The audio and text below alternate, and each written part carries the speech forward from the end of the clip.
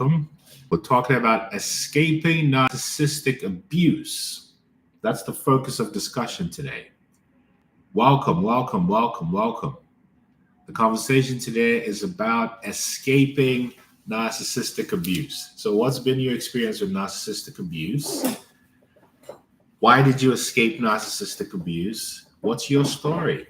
Because and this is live is titled Escaping Narcissistic Abuse, because that's exactly what happens when you decide to no longer be a part of a narcissistic dynamic. We're just waiting on people to join. It's early moments, but we're talking about escaping narcissistic abuse. So what has it been like for you? Have you experienced narcissistic abuse? What has been your dynamic experience with narcissistic abuse? You can't hear me. Oh, I'm sorry. Thank you for letting me know. Thank you for letting me know. Thank you for SWAR461. Can you hear me now? If you can hear me now, someone just say, yes, I can hear you, or give me a thumbs up. If you can hear me. Can you hear me? Hopefully you can hear me now. But welcome to the live. We're talking about escaping narcissistic abuse. Thank you, Lynn. Thank you. Thank you, Tammy. Thank you. And welcome to all that's joining. So this is aptly titled Escaping Narcissistic Abuse. And it's particularly targeted to you if you are in a narcissistic abuse scenario, are in the process of coming out of it, or have escaped it, right? So what has been your experience with narcissistic abuse? Has this ever happened to you? How did you leave? Or if you're still experiencing narcissistic abuse, what has been your experience? Because you have to notice that the narcissist is an incredibly intelligent person. The narcissist can sense when you've started to have enough of their shenanigans. And that's when they go through the cycle of abuse again. And the cycle of abuse, when it comes to narcissistic dynamics, whether it's familial or intimate or business, is as such. It typically would start with love bombing. Oh, you're the best thing in the world. I've never met anyone like you. Who are you? And once you're hooked, the purpose of love bombing is to hook you in. Once you're fully hooked, then the next dynamic is the devaluation stage. And it can take some time to move from idealization to devaluation. And devaluation is often described as when the mask for the narcissist starts to slip, right? And when the mask starts to slip, that's the trouble zone. Because here, they no longer care about pretending to be all lovey-dovey. This is where they begin to do the real damage to you. And typically, most people can't believe or understand this is happening. So the narcissist will vacillate between being helpful or not very helpful. Pastor Dorcas, let's see if we can invite you to join this live, and you can let us know what's on your mind. Let's invite you in. But idealization leads to devaluation, and then eventually the discard. And hopefully you wake up early enough to want to discard the narcissist before they discard you, right? So that's the story. Pastor Dorcas, welcome, and let us know what's on your mind with regards to narcissistic abuse. What's your story? Hello, good evening, sir. Welcome. Good evening, good afternoon. Good evening, sir. Yeah, actually, I want to first of all thank you so much for what you're doing. Thank you. You know, and also I want to thank everyone that is actually talking about the narcissist of a thing, you know. I'll just start to cut it short, okay?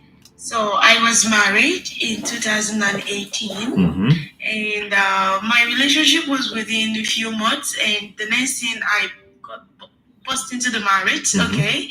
So after a few months, I began to see some things like I was not okay, and seriously speaking, I don't know anything about narcissists. I knew nothing about narcissists. So it gets to a stage after 1 year, 2 years, I was planning to commit suicide in reality. Because my husband was a pastor, and also I'm a pastor. So it's like a hidden agenda, okay? Whenever I speak to people, can you hear me? Yeah, I can hear you just fine. Can you hear me? Hello? Can you hear me? Yes, I can hear you. Okay, so whenever I go to the church and tell the members in church that look at what is happening to me, I'm dying, they are like, no, your husband is so good. What are you saying? Because me, I talk a lot and I'm very, that kind of speaker person. So everybody thinks I'm the problem. I keep speaking and I even call my parents and like, Dad, I'm dying. Nobody wants to believe me. So I just made up my mind that I'm going to just do something to myself in the house. So on that fateful day, I was just praying and the Holy Spirit led me to go to TikTok. Okay. So I was on TikTok and I got to meet a woman. She was an Indian woman. And she was like, 5 things you need to know about a narcissist. I was like, oh, I just flew off. Then the Spirit moved me back again. Go and listen. So the woman was giving 5 things you need to know about a narcissist. And I'm like, does she know my husband? That was the first thing. I was like, does she know my husband? Because the way she was talking is like she's describing the person I was with. That's right. So I stopped and I went to the comment section. I saw people, after 2 years I divorced, after 3 years I divorced. I was like, is this a demon or someone? So I began to do research. Trust me, TikTok has saved me. TikTok did me well. If not because of TikTok, I left the marriage 4 times. I will still go back. I think I'm the 4th. I always kneel down to beg. Everybody in the church were calling me names. No, you are the bad wife. Your husband. No, narcissist. No. They are, my God. Exactly. I suffered a lot. Well, what you went through is described as the smear campaign. Jesus Christ. Exactly. And the way the smear campaign works is it's very genius, the way the narcissist uses it. Because the narcissist knows you so well, and they know you're regarded and respected well. So preemptively, they set up traps by creating stories around the people you know, people you respect. And those people are very true. These are people who are described, the technical term for such people, as flying monkeys. And the trick is, when you are feeling alone and attacked and abused, you think these people are your friends or a kind ear. So you go to them and say, look at what my pastor husband did to me. Not knowing that they've already been primed, the narcissist know you're going to go to them. And the narcissist has told them has blamed you for everything that they do. In other words, everything the narcissist told your audience was actually things they were doing to you. Exactly, now. This is things they were doing to you. So when you go to them and you start to talk about, look at what my husband is doing to me, they look at you and be like, aha, he was right. She fell for it. And this is how genius that approaches. And it's genius because it's demonic. It's evil. And the good news, despite your suffering, why this happened to you, and if anyone else has any questions, just put a comment in there and I'll invite you. But the reason why this has happened to you, Pastor Dorcas, is because you carry a huge gift. And that gift is to heal and nourish the people assigned to you. And therefore, your pain and suffering, and I'm pretty sure if we spend more time, I would uncover that you came from difficult childhood circumstances, even if there was privilege. So you realize that everything you've gone through was the universe's way of finding out if you can be trusted with the gift. Because the gift you're walking into is so great that the universe has to make sure you don't abuse, lie, or cheat people, as has been the case prior to the pandemic in March 5th, 2020. It's a new paradigm, it's a new earth. So the way the universe has bona fide trust in you is because you've gone through the Jobian experience of being in the valley of the shadow of death so many times, and the valley of the shadow of death did not make you narcissistic or wicked or demonic. So this is why you've been through what it is. Hopefully this is helpful for you, Pastor Dorcas, and I'm so grateful you were able to chime in. And feel free to book a free session on my website so we can talk some more if you want to. Okay, no problem. Thank you so much. Just send me the link. It's innermileage.com. Or just look at my profile, you see the link there. Innermileage.com. Okay. Yeah, you'll be able to do it there. Inner Mileage. So looking forward to talking to you. Thank you. All the best. Peace and light. Peace and light. So you're right. This is wonderful. Who else wants to join? If you want to if you have any comments you want to do, hello Sherry, maybe Sherry Lynn, or whoever wants to come on board. If you have anything in your mind in regards to how you escape narcissistic abuse, let's hear from you. I just invite you randomly. If you want to, just come on in, right? Because leaving narcissistic abuse is tantamount to escaping. That's really what it is, right? It really, really is. And thank you so much, Pastor Ducker. It's the way it's the way it works. You can't just get up and walk, because what happens is a narcissist will create all kinds of traps to ensure that you continue to remain under their control, right? You continue to remain under their control. And the reason they need you under their control is because you provide top class energetic supply called narcissistic supply. Hi, Tammy. Welcome. What's on your mind? Hi, I've experienced years of narcissistic abuse, and I have learned so much. Mm-hmm. I have learned that I am not the dark. I am not my fears. I am not my regrets. I'm not anything that was projected onto me. I am the total opposite. Mm-hmm. I am light, love, joy, hope, and empathy. Mm-hmm. And it winds up being a great gift, because if I hadn't experienced narcissism, I wouldn't have went on a healing journey. I wouldn't have found out who I really am. I wouldn't have started walking in my purpose. And I'm so glad that I didn't become like them. Mm. And that is my walk away. If I didn't triumph over anything, I did not become like them. Wow. Do you know why you didn't become like them, Tammy, or should I tell you? Tell me. It's because you have a naturally pure heart.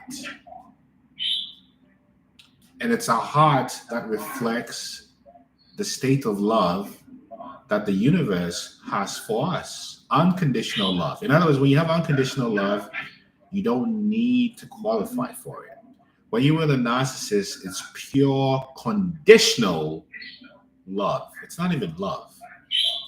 And the reason you went through everything you went through was just to see if that pure heart will become tainted by the world and become wicked. And because you didn't allow that to happen, you didn't seek revenge, you let the universe handle your pain, is why you are now entering into your winning season. When it seems like the whole world is going to sleep, you're waking up. And this is the price for entry, that you long suffer pain, and that pain prepares you for joy. So even without seeing you, I'm just feeling you and looking at that image on that image of the lion. Yes, that's what we are as empaths, lions. So that's what I think, Tammy. Before you go, did I just make this up, or does it resonate with you? It resonates. Okay, I'm glad. It definitely does. I'm so glad. And thank you so much for tuning in. I really appreciate you, Tammy. Thank you. Cheers, cheers. Yes, Cat Calabash, they recognize us. Rubio Blanco, you're absolutely right. It's best to cut it off if you can, if that's available to you. It's not available to everyone, but if it's available to you, then you can get rid of them. Or Black Panthers, AB, exactly right. That's what we are, right? So narcissistic abuse is not for the faint of heart. It happens to the stronger soldiers who don't even know that they're strong soldiers of the heart, right? Lions. Larry, welcome. What's in your mind? I'm still in the process of escaping, I think. Mm-hmm. But your videos are always resonated. Every time I run across them, you hit the nail on the head. I'm just so confused on, I have kids with this person, and I'm still in doubt that that all this was intentional, but it definitely triggered my awakening. So how many kids do you have with this person? I'm sorry? How many kids do you have with this person? 4. 4 kids. How long have you been married? We're not married. Okay. We've been together for about 10 years, and I'm 43 years old. We started over. You know, we got 2 toddlers, 7 and 6, and 2 and 3-year-old twins. 3. Oh, that's amazing. Can I ask you a question, Larry? Yes, sir. Yes, sir. Do you have any siblings? Yes, sir. I have a sister. How's your relationship with your sister? Not good. She's been a drug addict for a long time. Okay. Are your parents alive? My mom is. How's your relationship with your mom?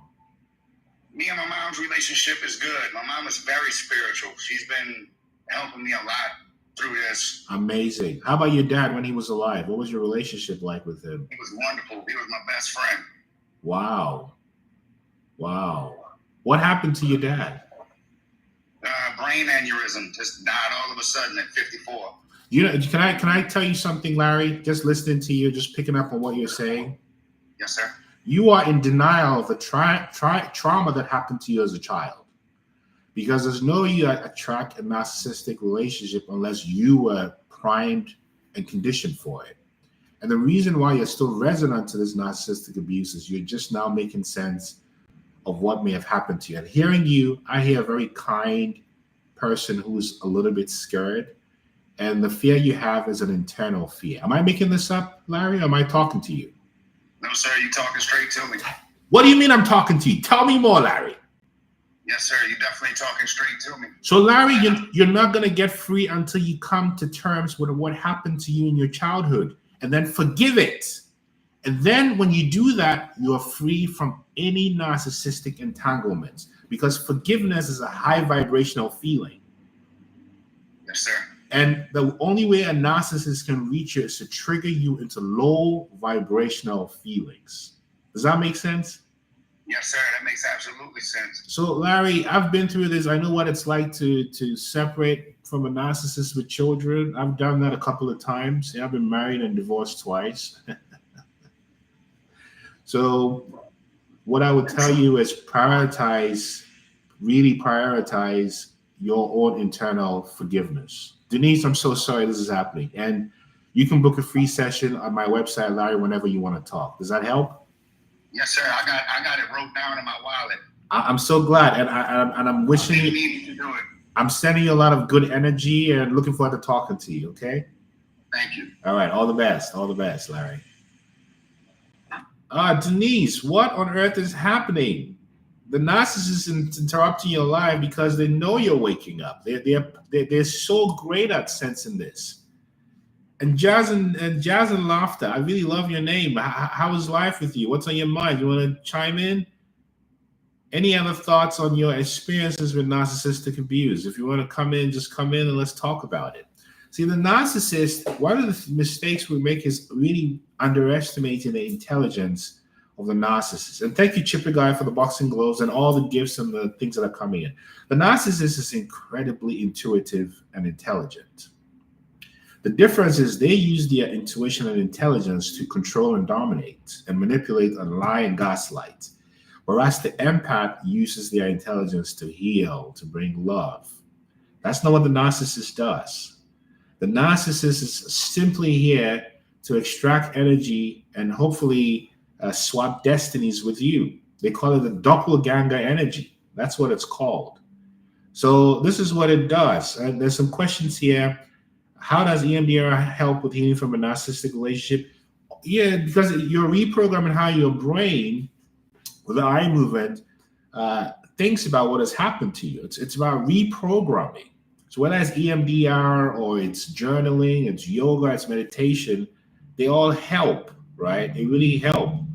And you're right, Rubio. These things help, but you need to go to a professional. Yes, and you want to work with a professional who would affirm your own sovereignty, right? So you're not dependent on professionals. The whole idea is to work with a professional who empowers you to see the magic in you. AB, this is all about learning to trust yourself and your innate power. You said it. That's exactly it. Because we have so much power within us and we don't even know it. And this is why narcissism happens to us, right? It happens to us so we can wake up. We can wake up to the truth. Oh, Amy, you're an EMDR therapist. So I want to hear from you. I mean, how have you used this in your therapy? Has it been helpful? What's your experience with it?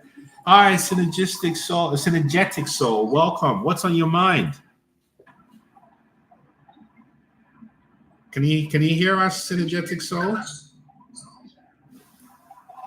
Hello, are you there? Okay, maybe not now, but welcome to others. So you want to hear from you, AB. You are doing it alone, which is why you feel so lonely. Thank you, AB.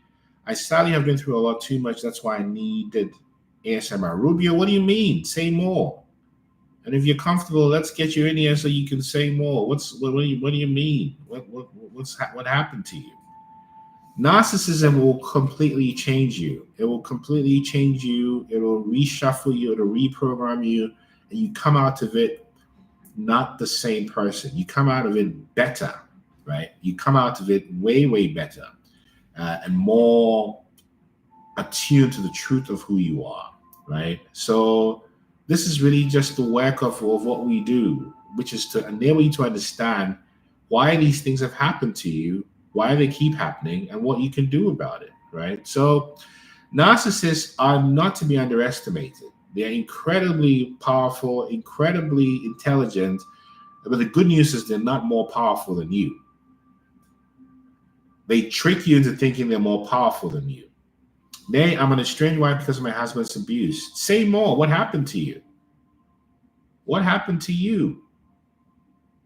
Or you can talk about it in indirect terms, right? What is the story? What happened? And I understand you, Rubio. Of course, you can, if you want to talk, you can book a free session and we can go into more details. But this is really about recognizing that narcissistic abuse is the alchemy needed to put you on the other side. Because think about it this way.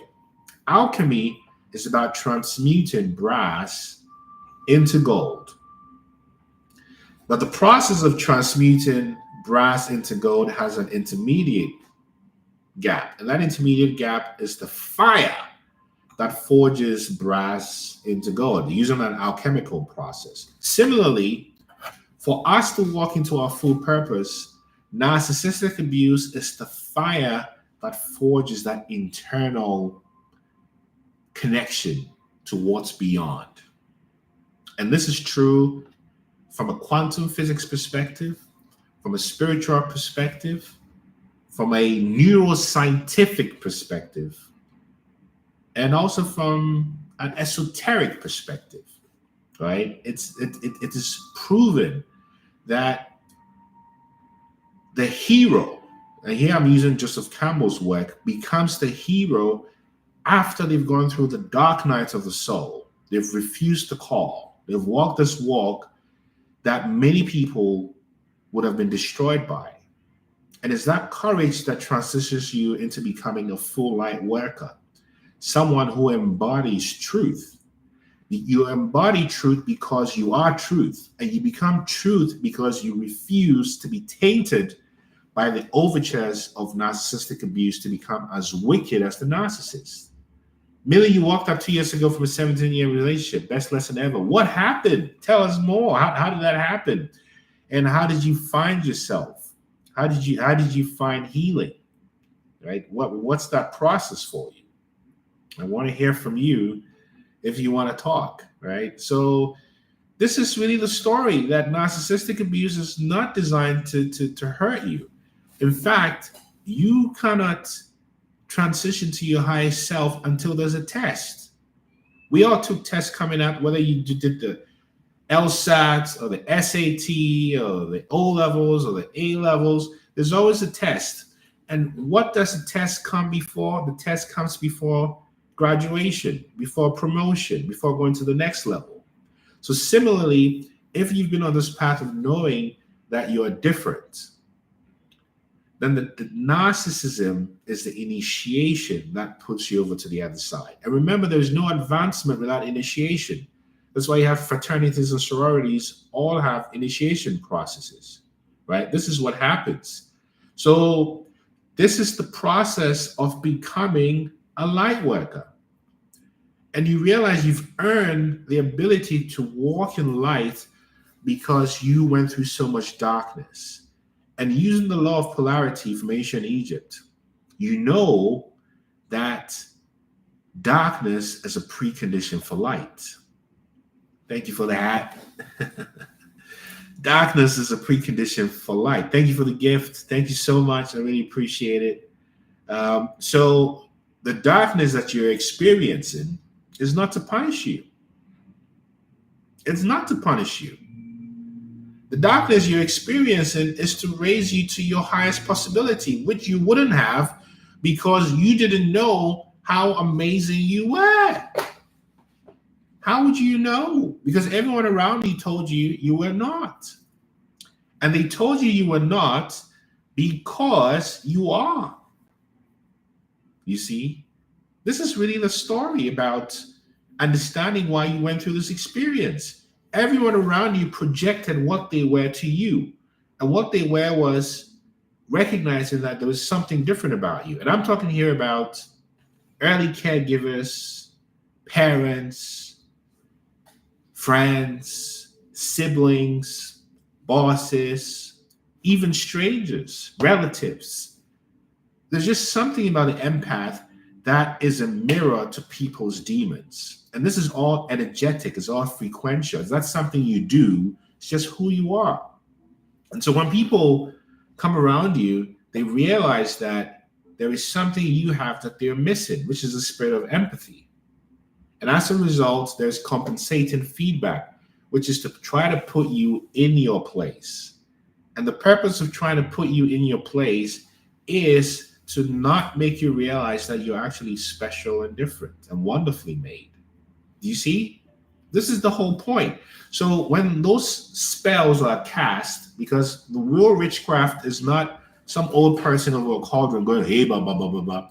Witchcraft is the negative thoughts and the words that are spoken. Because how does your mind get programmed? It's through imagery and words.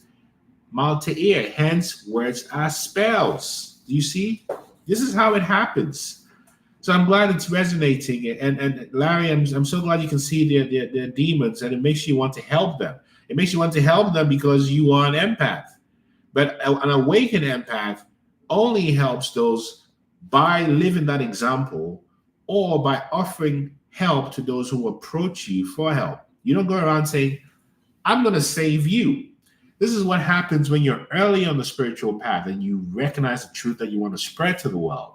But when you become more awakened, you realize that part of it is protecting your energy strictly to those who are assigned to you, but embodying this place of love. So anyone who comes into contact with you feels that empathetic love, which is unusual in the world, particularly since we live in a world that's an eye for an eye. So most people walk around being victims. And that's how evil happens. Because I'm hurt, I'm going to hurt you. And then you're hurt. And you're like, well, I'm going to hurt them before they hurt me. And then it goes on and on and on and on and on and on. This is how the game works. And when it got to you, you refused to play that game by seeking revenge or hitting back. Maybe you did a little bit, but not totally. And that's what made you feel like you were a victim. You see, but you're not. You're absolutely not, Larry. You're seeing that now. You know, Cassie, I'm glad it's resonating. You're seeing what is happening. This is the story, right? This is why it happens. Sherilyn, I'm an intuitive empath. What's the difference between intuitive empath and empath? I think some of these terminology, being an empath simply means that you have very highly attuned mirror neurons, which give you a great capacity to feel and intuit. Right? To feel and intuit what others are feeling and thereby provide relief, healing. So whether you are an intuitive or cognitive is immaterial, that you are an empath, a spiritual being, an indigo person, a star seed is what's most important, you see. So that's a wonderful question. Really wonderful question.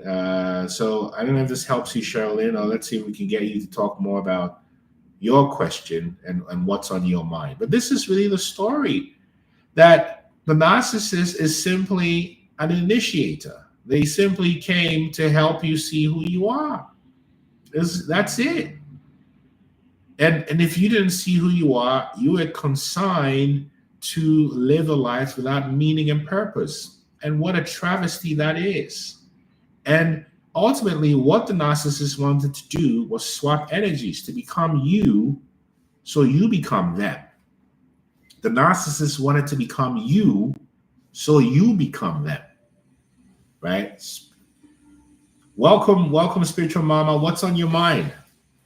Hello. Well, I've just come into the chat, actually, so I don't know what you was talking about. We're talking about overcoming narcissistic abuse and escaping narcissistic abuse. Has this been your experience? Do you have any experience with this?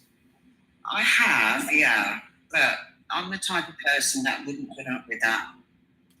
I've got a very good intuition, so I don't normally attract to people that are likely to be like them. So wow. But I have had that in the past, yes. How did you develop the capacity to see this? I think experience. Indeed. Of these traits in people, you know? Exactly right. And you're pointing to something that happens once a person awakens from your trauma and develops self-love. Because when you develop self-love, you're no longer resonant to the narcissistic energy. They're still resonant to you because you're attracted by the energy. But you're no longer resonant to it because you know better, you feel better, therefore you do better. And so I appreciate you sharing that, and thank you for joining and sharing this with us. I think I accepted it at one point, when I didn't know much about it, because I was looking for love. I was looking for people to like me, no matter who they were. Wow. Do you know? Which kind of made me very vulnerable. Wow. But you don't realise at the time, do you? You don't, because you're programmed to give your best to this narcissist in return for crumbs or nothing. Absolutely. And that's what they prey on. That's how they love bomb. And the reason why the narcissists are really excellent at love bombing is because they have predatory instincts to sense what your wounds are. Therefore, they're able to present themselves as the antidote to your wounds, your deep wounds. And this is why they're able to trap a lot of empaths in these unhealthy, toxic dynamics. And it seems like once you got over those wounds, you became like a real Neo. Nobody could get past you anymore. Absolutely. Yes. No, I thank you for sharing this and sending you lots of good energy from Seattle to you wherever you are. Oh, thank you so much. I appreciate you. One love. Let's see who else is here. Okay, Season Sandy, join. Let's see, ex-police chief, AB. Oh my goodness, what do you mean? What do you mean, AB? See, Sandy, what's on your mind? What's been your experience with escaping narcissistic abuse? Yeah, I think for me, I grew up with a narcissistic mother, and my experience with my mom was, I suffered a lot of traumas with her. And what I came to realize, you mentioned something about when a narcissist, it's like they want to take your personality, take your identity, and give you their identity. And that's how I felt with my mother. Wow. Growing up as a kid, Mm-hmm. And what made me come into that realization was, it's taken a while, years, but I remember going to movies, and I can't remember the name of the show, but the movie was about a man whose identity was stolen. And I couldn't understand why I could relate to that, And it just made me kind of, through therapy and getting help for myself, I've come to realize that it was, that my mother is a narcissist, and and it's like she took away my identity. Mm-hmm. So it's like I'm it took me years to, and I'm still going through the process, to kind of get to know myself, you know? Wow. Yes. Yeah. What was the thing that put you over the edge where you said enough is enough? I can see this now. I can see it now because I'm looking at through, studying and everything and kind of getting to know more about it.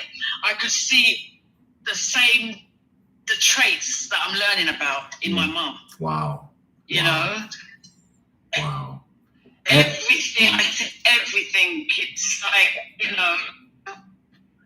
the thing is, what I couldn't understand, where she had 4 children, 4 girls, but I was the only one that she did it to. And that kind of threw me, Interesting. It took me a long time to kind of understand why me. Can I ask you? Not all. Can I ask you a question? Why me and not all. Can I ask you a question right there? Go ahead. How is your relationship with your other siblings? Yeah, go ahead. How's your relationship with your other siblings now? With my others? Yeah, my relationship with them is fine. Fine now. Fine now. Fine now, Yes. Yeah. When I say now, I say for the past couple of years. Yeah, and it's it's only recently I was able to confront my mother. What was her reaction? She did. It's as though she couldn't speak. She couldn't speak. Yeah. And I think if she acknowledges me, then she's going to have to acknowledge the thing that she's done to me. Beautiful. So, but my son died 2 months ago, and for some reason I was so angry because I've been on such a long journey, and then he's got, he's been taken away from me, and she done a lot of injecting, and I was able to give it all back to her, and I think it's because how I was feeling within. So I was able to give it all back and say, right, this is none of my stuff. This all belongs to you. Wow. And I told her everything what she done to me, mentally, physically, emotionally, and she couldn't speak. And I kept saying, say something. And she couldn't speak. Do you know why she couldn't speak? Or should I tell you? Go ahead. Because you finally defeated her. You defeated her despite the great loss to you. And you proved to her how undefeatable your spirit is. So her silence was acquiescence. Because if she spoke, she would not have recovered. You have to know the narcissist is a deeply broken person, which is why they become a vessel for this Jezebelian spirit.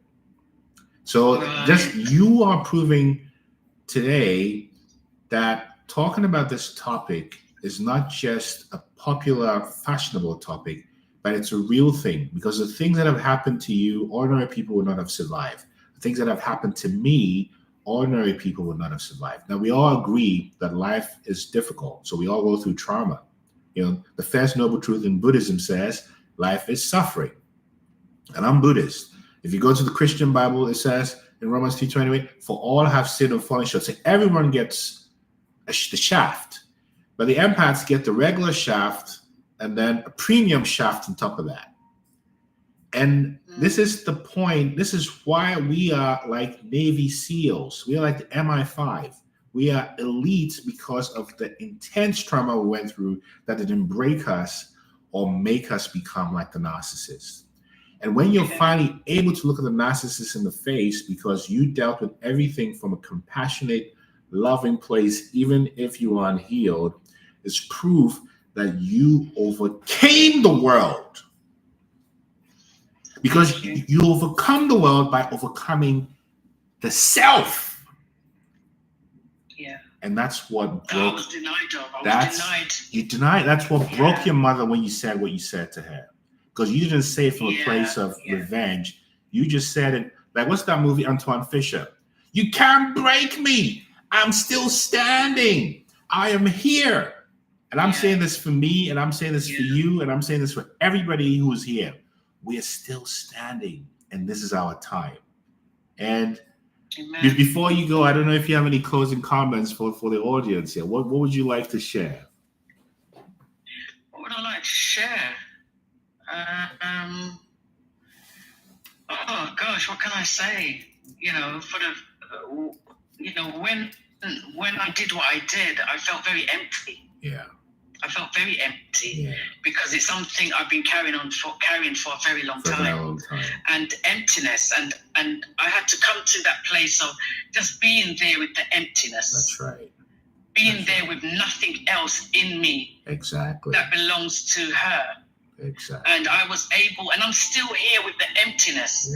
And, you know, not looking to fill it myself, but let it fill organically, you know?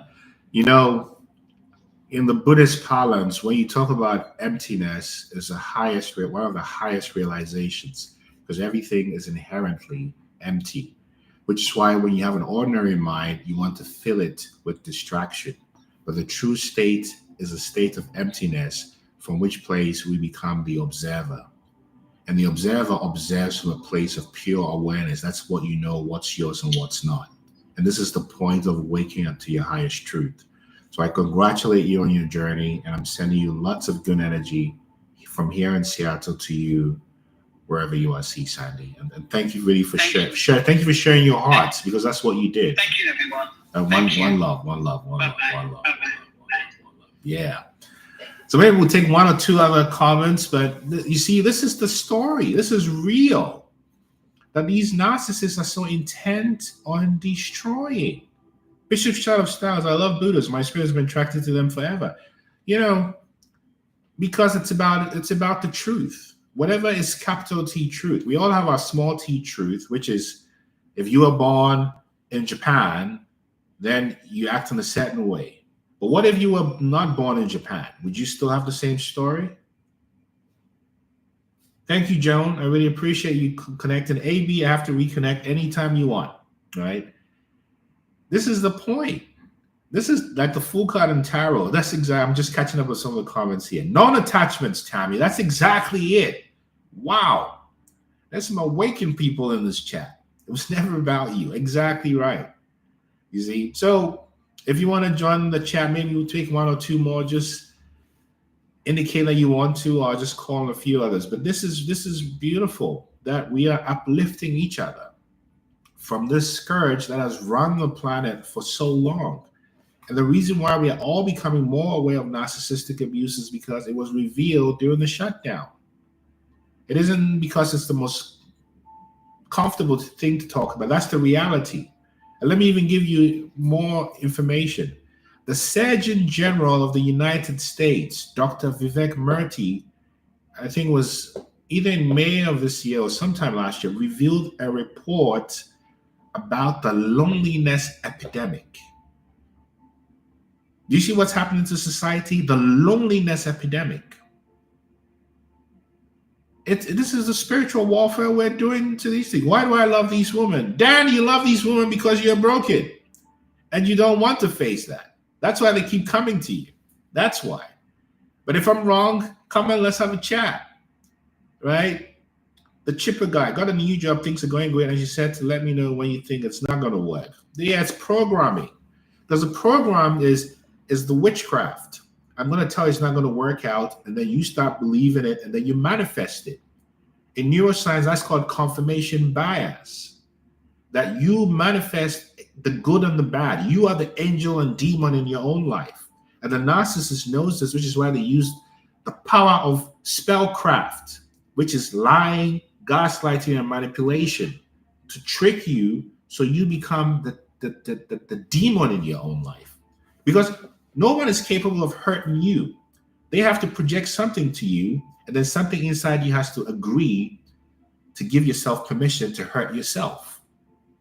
Now, of course, I'm saying this from a place of being unawakened. But once you become awakened, you know this. And thank you for the rose, C. Sandy, and all the gifts everyone else sent. I really appreciate you. You see, so the trick here is to win back your righteous mind and heart. Because when you win it back, you cannot be manipulated. The manipulation happens so you destroy yourself. Because if they place so much doubt in you, you start to think about it. And the more you think about it, you're feeding it energy and giving it a frequency, and then it becomes a thing. Let me prove to you that thoughts are things. This live was a thought. You joining this live was a thought. Everything around me was once a thought. The phone was a thought. The laptop was a thought. You were a thought. Your clothes were a thought. Everything is a thought. This is a proof that thoughts become things. So whatever you're thinking manifests. This is the science of nature. This is a quantum reality. And the narcissist knows this, which is why you are programmed with lies and manipulation. Because if I program you with lies and manipulation and I sit back, you will do the job for me. You will do it yourself. So when you begin to heal and you wake up, you start to fill yourself with good things, and those good things you fill yourself with become manifest in your life over time. Because it takes a little while to get over the energy of why does this happen? Frequency and vibration. That's exactly it. You see, this is exactly it. So we're high frequency gardens. I love that name. Yeah, maybe we hear from you. But this is the point. This is it's a whole racket with very serious implications. And the implications here are, if you don't reprogram your mind will be programmed for you. It's as simple as that. You see, so just know that the battle is for your mind, and the mind is where you get turned into becoming the angel or demon in your own life. And when I say angels and demons, I'm not speaking from a religious standpoint, just from a factual standpoint. That you become, because nobody can do anything to you. No one can do anything to you. You do it to yourself. So to hate somebody, you have to hate yourself first, then you can hate them. To get angry at somebody, you have to get angry internally first. You know, you develop all the acid in your body, and then you project it out. So you suffer and they suffer. This is the deal. Spirit 333, welcome again. Nice to see you. What's on your mind? Hello. How are you today? I'm well. How you doing? I'm pretty good. Since our last conversation, yep. I'm doing good. I'm glad. I just wanted to come on real quick just to say I love what you're doing. And this station has helped so many people so far. Wow. And I look forward to see what else is going to come from it, because you're shedding light on so many things that people that just come into their awakening of being the empaths and being in these types of relationships, they're lost. They're lost. And you're giving that guidance to see them through. There was no one there for me when I woke up. Yeah. So I thank you. Well, we are reflections of each other. And Yes. and I really appreciate your kind words there.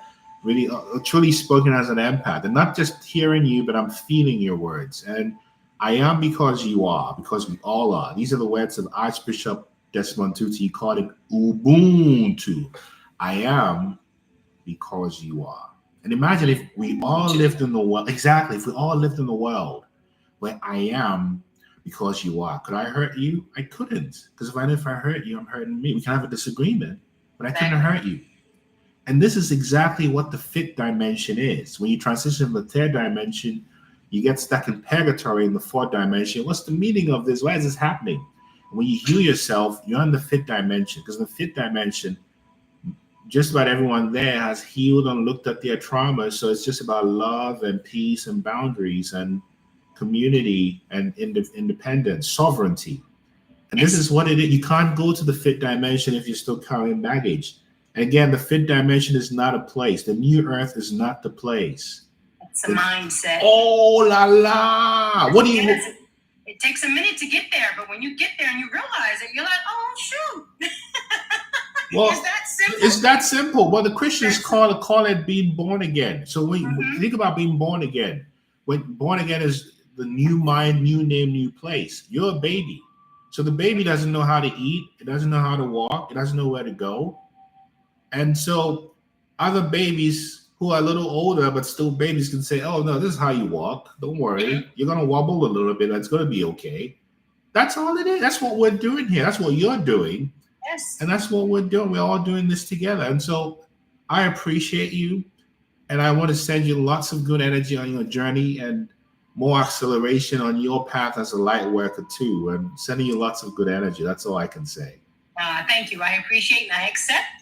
Thank you. Again, keep up the good work and you have a fabulous day. I appreciate it and see you around soon.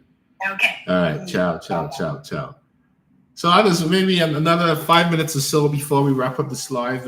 What else is on your mind? I see there's a lot of good conversation, good resources being shared by AB in there. Thank you.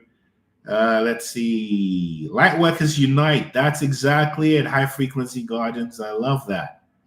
Nay, I am because you are. That's exactly right. And Cheryl Lynn, yes, there is a way to speak with me one-on-one. You can book a free session at my website, innermileage.com. That's INNERMILEAG.com. So innermileage.com is where you can find me if you want to talk. And Erin Marie, that's how I feel now that I'm wobbling around like a baby. That's exactly it. So this is where self-compassion comes in. It's okay. It's all right. I'm doing the best I can. I'm still moving. Just being patient and loving to the self. I'm patient. There's no place for self-loathing. And if you cut self-loathing, you know the law of polarity says if hate can exist, it means love can exist. So self-loathing comes in, you replace it with love. And then suddenly, over time, it becomes a muscle. Because you think about it this way. When we were in trauma, it's because our minds were traumatized and we were thinking traumatic things. That's why we got the trauma in our lives. And so when you start to, as Nay is saying, being kind to oneself, you do it repeatedly, then kindness becomes your reality. Even if the world around you is going up in flames, you are protected like a mezuzah protects you or the blood on your door protects you. This is what happens because it is karma. And there's a science to karma. Karma is that your deeds boomerang back to you. So if your deeds, starting from your thoughts and intentions, are negative, why are you going to be surprised if negative things happen to you? And if your deeds are hopeful and loving, why would you be surprised if good things happen to you? Get used to good things happening to you when you start to think good things about yourself. You see, I can get passionate about this topic because I've been through everything, my family. I've been through everything, just like you. Everything you can imagine, and I'm here, just like all of you are. See, so this is not to make you feel good. I'm telling you something that is true from my experience and my training. See, alchemizing energy. Thank you for the rose, Spirit 333, right? This is all about alchemy. Alchemy, transmutation. Joan, I've made connections in Miami from being. Oh, thank you, Joan. That's so beautiful because we're reflections of each other. See, the truth doesn't need any hot sauce. When you hear the truth, you just know this is truth. That's it. Because the truth is encoded in us, within us, here. In our three brains. You have three brains, your gut, your heart, and this. But most of us have made this the master, when the master is this. And the gut, hence gut instinct. Wink, wink. Beloved, thank you so much for the lovely rose. So much love. This is beautiful. So, are there any other questions as we wind down this live? Does anybody want to jump in? Donut is lit up. That's it. Donut, thank you. Joan, back to work. I'm glad you connected, and I look forward to talking to you when you book your session. Thank you so much. This is the story. How do you deal with family hurt? What do you mean life in episodes? What kind of family hurt? Say more. And AB, yes. Well, we're going to be more consistent with this. Absolutely. What do you mean? May I ask what my credentials, Sherry? I have a PhD. I'm also a professional certified coach, the highest standard, gold standard by International Coaching Federation. And I've worked in many blue chip companies like the Gates Foundation. I was in a leadership role there.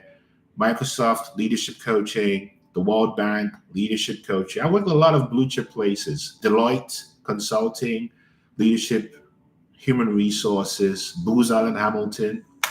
Yeah, so I have a pretty good resume. I went through the matrix and learned very well.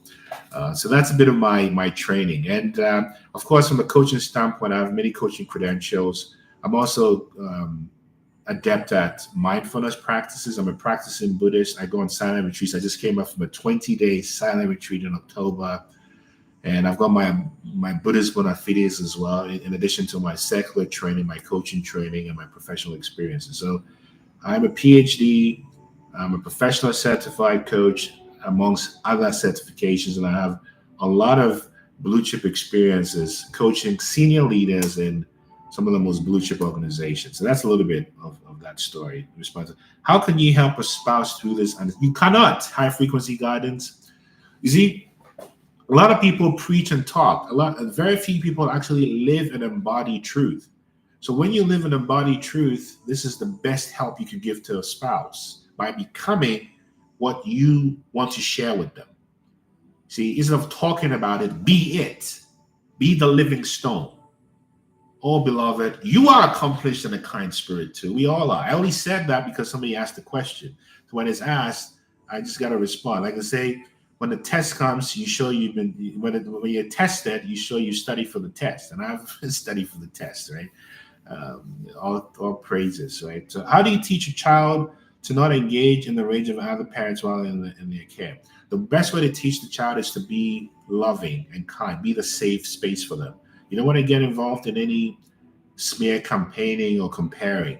Of course, be wise and listen and correct when you hear programming, but you want to be, because there's no real thing as co-parent. Every dynamic is different.